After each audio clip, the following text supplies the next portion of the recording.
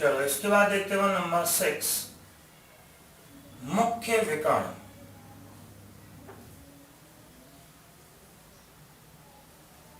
मुख्य विकर्ण कहलाता है लीडिंग डायगोनल, एक वर्गाव्यूह। वर्ग में हम जानते हैं 2 विकर्ण होते हैं, मगर मुख्य विकर्ण कहलाता है 1 2 3 4 5 6 7 8 0, जैसे ये दिया है। तो एक विकर्ण तो होगा ऐसे में और एक ऐसे। मुख्य विकर्ण बाएं ऊपरी सिरे से दाएं निचले सिरे को मिलाने वाले विकर्ण को मुख्य विकर्ण कहते हैं। मुख्य विकर्ण के मतलब जैसे 1 5 0। मुख्य विकर्ण वर्गाव्यूह होता है, होना चाहिए क्या, जैसे इसका क्रम होगा समान 3/3। तो मुख्य विकर्ण होगा बाएं ऊपरी सिरे से दाएं निचले सिरे को मिलाने वाले विकर्ण को मुख्य विकर्ण कहते हैं। नंबर 7 है विकर्णाव्यूह। तो विकर्णाव्यूह किसे कहते हैं, डायगोनल मैट्रिक्स। ऐसा वर्गाव्यूह, वर्ग होना चाहिए। तो वर्गाव्यूह की पहले परिभाषा देखते हैं, फिर मुख्य विकर्णाव्यूह की देखते हैं। वर्गाव्यूह क्या होता है, स्क्वायर मैट्रिक्स, वर्ग आव्यूह। ऐसा आव्यूह जिसके पंक्तियों और स्तंभों की संख्या समान हो, 2 3 4 1 1 0 2 2 1। पंक्तियों की संख्या स्तंभों की संख्या के समान हो, ऐसे आव्यूह को वर्गाव्यूह या स्क्वायर मैट्रिक्स कहते हैं। वर्गाव्यूह या स्क्वायर मैट्रिक्स कहते हैं। यहाँ देखो, पंक्तियों की संख्या स्तंभों की संख्या के समान 8वां। अब देखें इसके बाद विकर्णाव्यूह,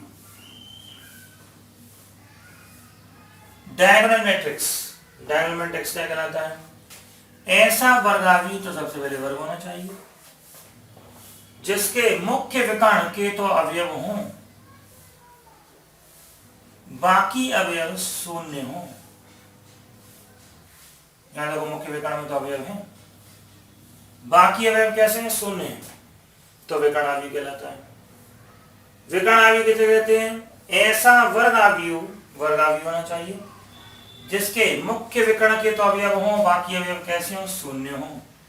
ऐसे आव्यूह को विकर्णाव्यूह कहते हैं। ऐसे आव्यूह को विकर्ण। 2/2 के लिए एक एग्जांपल देख लो, जैसे विकर्णाव्यूह का 2 0 0 3। ये 2/2 के लिए देखो, मुख्य विकर्ण के तो अवयव, बाकी अवयव कैसे हैं, शून्य हैं। तो ऐसे आव्यूह को क्या कहते हैं, विकर्ण आव्यूह कहते हैं। अगला देखो इसके बाद नहीं, अदिश आव्यूह। स्केलर मैट्रिक्स क्या होता है, अदिश आव्यूह, ऐसा विकर्ण आव्यूह, अब होना चाहिए विकर्ण आव्यूह, जिसके मुख्य विकर्ण के अवयव समान हों। मुख्य विकर्ण के अवयव कैसे हो, समान। देखो, मुख्य विकर्ण के अवयव कैसे हैं, बिल्कुल समान। ऐसा विकर्णाव्यूह, विकर्णाव्यूह है।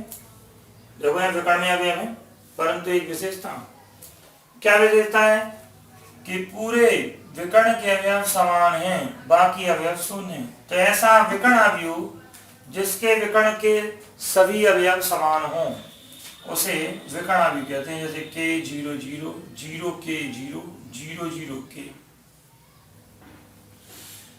10वां इकाई आव्यूह, इसे इकाई तत्समक भी कहते हैं, यूनिट मैट्रिक्स। कर देंगे, ऐसा विकर्ण आव्यूह, इसमें भी परिभाषा हुई है, जिसमें मुख्य विकर्ण के अवयव इकाई या एक हो, एक ही। ऐसा विकर्ण आव्यूह जिसके मुख्य विकर्ण के अवयव इकाई एक एक हो, ऐसे आव्यूह को इकाई आव्यूह कहते हैं। क्वेश्चन अगर पूछा जाए आपसे, क्या बताइए, क्या प्रत्येक इकाई आव्यूह अदिश होता है? हाँ, होता है। क्या प्रत्येक अदिश आव्यूह इकाई होता है? नहीं, क्योंकि 1 1 होना चाहिए तभी इकाई। क्या प्रत्येक इकाई आव्यूह विकर्ण आव्यूह होता है? हाँ, होता है। परंतु क्या प्रत्येक विकर्ण आव्यूह इकाई होता है? नहीं होता है। ऐसे इसमें क्या प्रत्येक अदिश आव्यूह विकर्ण आव्यूह होता है? प्रत्येक अदिश आव्यूह विकर्ण आव्यूह होता है? हाँ, होता है। परंतु प्रत्येक विकर्ण आव्यूह अदिश आव्यूह नहीं होता है।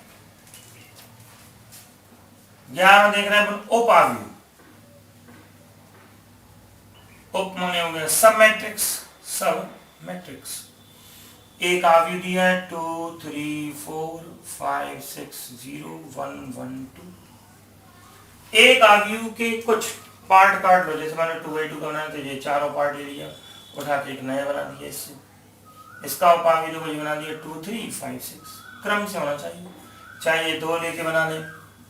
देखो ये उप आव्यूह के उप आव्यूह, जैसे 3 4 ये वाली लाइन दोनों ले ली, 6 1 6 1 और 0 2,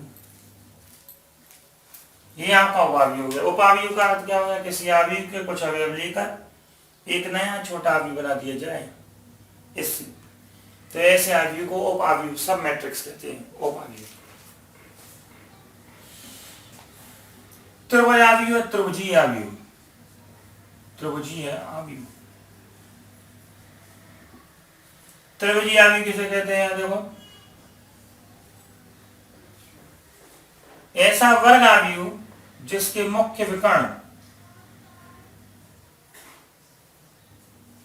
के या तो नीचे या ऊपर के सभी अवयव शून्य हों। देखो, मुख्य विकर्ण के नीचे के या ऊपर के, जैसे 2 0 0 0 2 1 3 2 3 4, जो ऊपर के अवयव शून्य नहीं है। ऐसा विकर्ण आव्यूह जिसके विकर्ण के मुख्य विकर्ण के नीचे या मुख्य विकर्ण के ऊपर के सभी अवयव शून्य हों, ऐसे आव्यूह को त्रिभुजीय आव्यूह कहते हैं। अब ये दो प्रकार का होता है, ऊपरी त्रिभुजीय आव्यूह,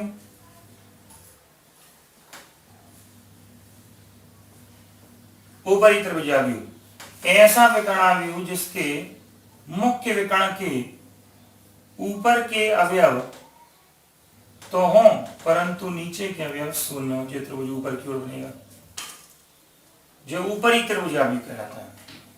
दूसरा निम्न त्रिभुजीय आव्यूह, निम्न त्रिभुजीय आव्यूह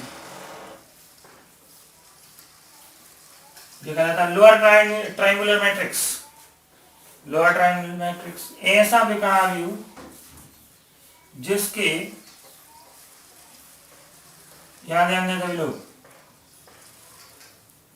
मुख्य विकर्ण के ऊपर के सभी अवयव शून्य हो।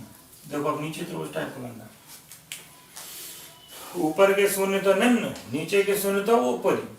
अपर ट्रायंगल मैट्रिक्स और लोअर ट्रायंगल मैट्रिक्स, ये लोअर बना, ये अपर ट्रायंगल मैट्रिक्स।